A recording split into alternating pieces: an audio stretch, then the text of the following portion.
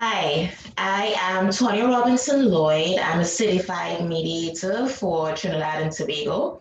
I'm also a clinical psychologist serving C-suite executives in the Caribbean. And here in Newark, New Jersey, I'm a licensed drug and alcohol counselor. I have over 10 years experience as a mental health professional, and these educational programs that I do are meant to be simple, easily implementable, and to share a different perspective on mental health, as well as to advocate for persons who have mental health challenges to be able to receive equal treatment to persons who have physical health challenges. And remember, as Professor Hutchinson said, there is no health without mental health. And today's topic, we'd be looking at knowing when to get help, part two. I felt because of the good feedback that we received from our family and friends on Facebook, that it was an opportunity to build from the first presentation. So what I did was just help us to look at mental health in terms of the quality of life that we experience. And so when we let's just sort of get the image of the man eating out of the dumpster. Let's get that image out of our minds as one that depicts people with mental health challenges. And let's think of Chris Brown, right? Or let's think of Kanye West, for example. Let's think of Steve Jobs, creator of Apple, right? Very, very brilliant, awesomely talented people who have been diagnosed with bipolar disorder, a serious mental health condition. Okay, and now hold those images. And what I want you to really think about is quality of life. And yesterday in my presentation on when knowing when to get help, part two, we spoke of the changes in your physiological needs, for example, food, water, warmth, and rest. When you start, and I did give the timeline of a 2 week frame of reference for you to be able to reflect. In the past 2 weeks, how have I been doing with my food intake, my water intake, my warmth, my rest? Any major changes that you didn't plan, right? So, for example, some people fast for 2 weeks. We're not talking about fasting. We're talking about just sort of going by, getting by, and not eating and not sleeping, right? That is what we're talking about, those unplanned changes. Next, we have changes in perception of safety. So, a sense that everybody is against you or people are plotting for your life. And it sort of gets really, really complicated there with the perception.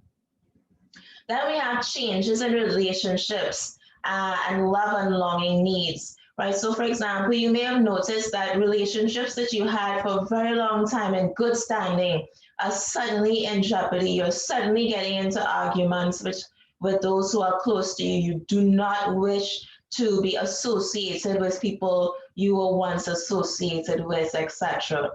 Changes to your self esteem, you're feeling as though you're not good enough, you're not loved, you're not liked. Having all of these really unhelpful thoughts start to take control, and it creates a sort of downward spiral.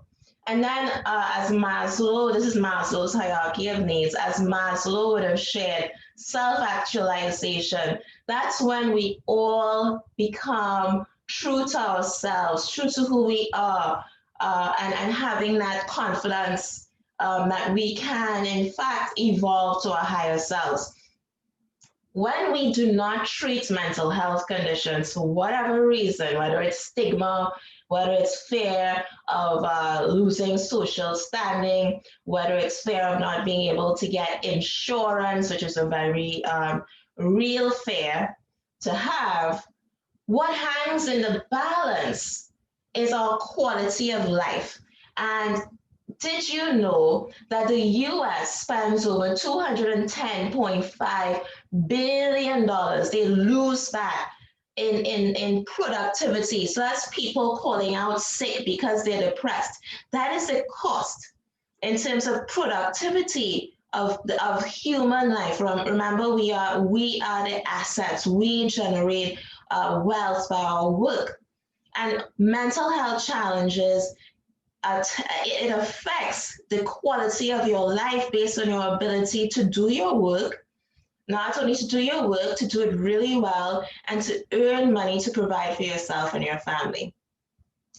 $210.5 billion lost per year, and this is as reported on the American Psychological Association, right? And so this diagram that I drew here, on this side, we have the quality of life represented and drawn in this pyramid Maslow hierarchy, the Maslow hierarchy of needs.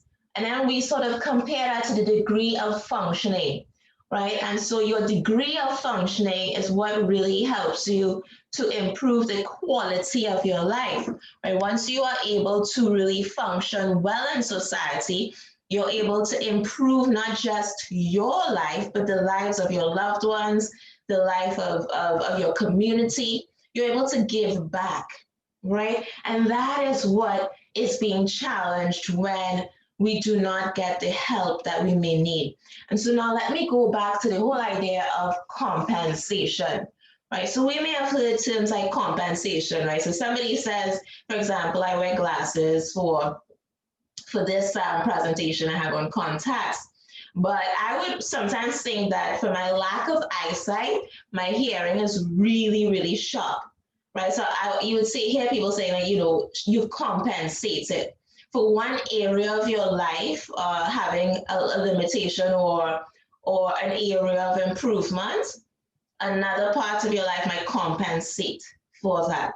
Now, when you're healthy, you have compensation. You're compensating, you're working, you're balancing, you're negotiating, you're able to plan and execute your plans, right? You have your impulses checked. Right? And by impulses, I mean, for example, you go to a store and in your mind, you just want to get rice, some butter, maybe a pack of chicken, right? For those of you who keep a budget, you go with your budget and you get exactly what you want to get and you leave the store. For those of you who may have impulse control challenges, you might say, you know what, all I want to do is to go into that store and get a pack of rice, a chicken, and a stick of butter. You go into the store, you get a pack of rice, you get a chicken, you get a stick of butter, or you may not get the stick of butter, you may forget the stick of butter and have to go back for it. But you grab some chips and some cookies, and then you think of Uncle John and you grab him something too.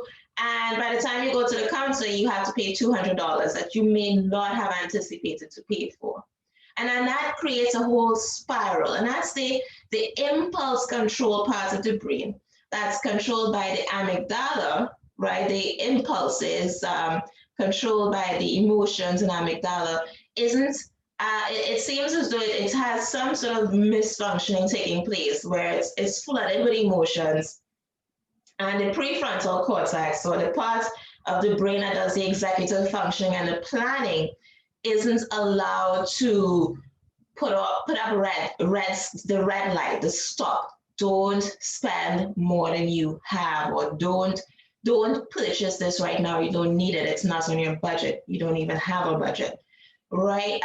That's where we're looking at the idea of decompensating, right? So pretty much moving away from your true potential, moving away from the abundance you can have if you learn how to control your impulsivity, how to control the impulsivity of actions as well as the impulsivity of moods, and how to be open to getting feedback on that from people who can be trusted, right? Trusted. They both know what they're doing as well as they know how to help you. Okay, and that's where decompensating and being able to have an A team, right? I listened to a motivational speaker once. I believe it was Tony, if not Tony Robbins, it was another Anthony. And he was saying that it was important to have your A team.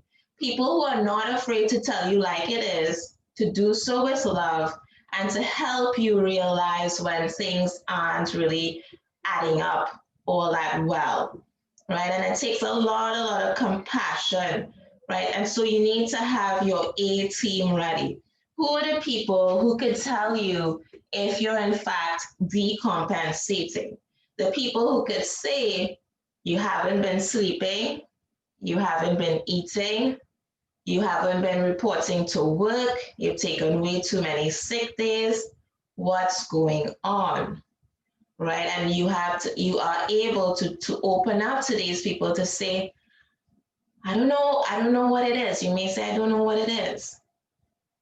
And then take the next step to go to see your primary care physician, as they're called in the States, right? I've been playing around with the term Services Without Borders because now sort of thanks to COVID, as they would say, I'm able to provide services for Caribbean nationals as a clinical psychologist. I'm able to provide coaching services for our Resilient Stars social emotional coaching in the States and Canada. So it's a very difficult time, as well as it's a time for innovation. It's a time where human beings, us as entrepreneurs, we rise to the occasion. We rise above this situation and say, you know what? I can help. I have some information that could be very valuable, and I'm just going to use what I have, right? And so this brings us to the end of today's presentation, part 2, knowing when to get help, understanding that seeking help is very, very important to your, not only your self-actualization, but the economy relies on your productivity as well. Please take the courage, understand if you are living with a mental health condition, understand that it is very, very treatable. And you have support and advocacy. There are many, many people advocating for insurance companies to give persons with mental health conditions rights to full life insurance across the board, okay, to treat mental health like we would physical health. There is no health without mental health. And I can't steal that phrase. I took it from Professor Hutchinson. Okay, until next time, please keep me posted on the videos and the benefits that you've received so that I can continue sharing this with others. Thank you so much. I'm Tonya Robinson Lloyd. Until next time.